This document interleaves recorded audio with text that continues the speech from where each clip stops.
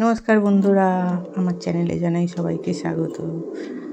আজ অনেক দিন থেকে মনে হচ্ছিল যে একটু পুজো দেবো, তাই সব কিছু জোগাড় জাতি করে নিয়ে এখন আমি বাবার কাছে পুজো দিতে চললাম।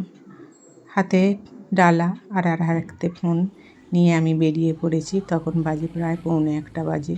এখানে একটার সময় ব্রাহ্মণ আসে, তাই আমি এখানে একটার আগেই চলে এসেছি। কিন্তু এসে দেখি তখনও ব্রাহ্মণ আসেনি। ওঠার আগে আমি ঘন্টাটা বাজানোর চেষ্টা করলাম, কারণ 2 হাত জোড়া জিনিস, অনেক কষ্টে আমি ঘন্টাটাকে বাজিয়েছি। যাই হোক, কোনো রকমে ঘন্টা বাজিয়ে এখন আমি বাবার কাছে এসে দাঁড়াই। দেখুন কত সুন্দর করে বাবা বসে আছে। এই পঞ্চানন বাবার মন্দিরে এলে মনটা সত্যিই ভরে যায়। আর পাশেই আছে আমাদের এই যে দেবাদিদেব মহাদেব, পাশে বসে আছে। এসেছি যেখানে মনে হলো যে বাবাকেও একটু জল দিয়ে সন্তুষ্ট করে যাই, কারণ এমনিতে এই জায়গায় পুজো দিতে এলে একটু আমাদের অসুবিধে লাগে।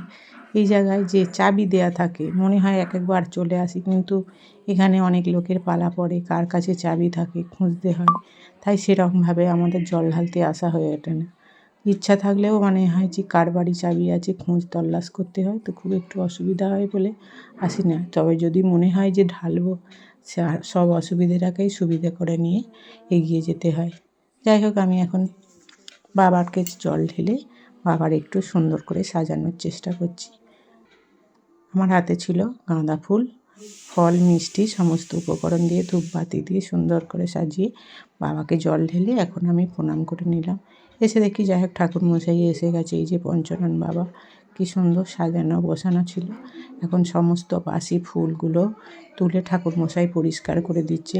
আর পাশের বাড়িরই একজনদের কালী পুজো ছিল, তাই যে যেখানেই থাকুক বাড়িতে পুজো থাকলে আগে বাবার পুজোটা দিতে হয়।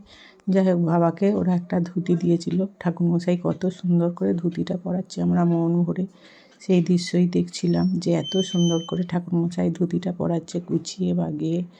দেখুন কত সুন্দর আয়োজন করে পরাচ্ছে, গুছিয়ে গাছিয়ে, খুব ভালো লাগছিলো। আমরা খালি বসে বসে দেখছিলাম। অন্য সব ব্রাহ্মণরা বাইরে বের করে দিয়েই পড়ায়। ইনি বললেন যে ভিতরের কাপড় আমরা খুলবো না, তোমরা বসে দেখো আমি কীরমভাবে পড়াই। সত্যি এই দৃশ্যই প্রথম দেখলাম, কারণ আমাদেরকে সব বাইরে বের করিয়ে দিয়েই পড়ানো হয়, যেহেতু ভিতরে একটা আগের ধুতি আছে তার উপরেই পড়ানো হচ্ছে, তো তাই ওই জন্যে বললো তোমরা থাকো। সত্যি আজ মন ভরে বাবার ধুতি পরা দেখে আমাদের মনটাও খুব ভরে গেল। আমরা বললাম যে কোনো দিন তো আমরা দেখিনি, তা খুবই সুন্দর লাগলো। উড়ুনিটা একটা উড়ুনি দিয়ে কোমরটাকে বেঁধে দিচ্ছে, দেখুন কত সুন্দর লাগছে।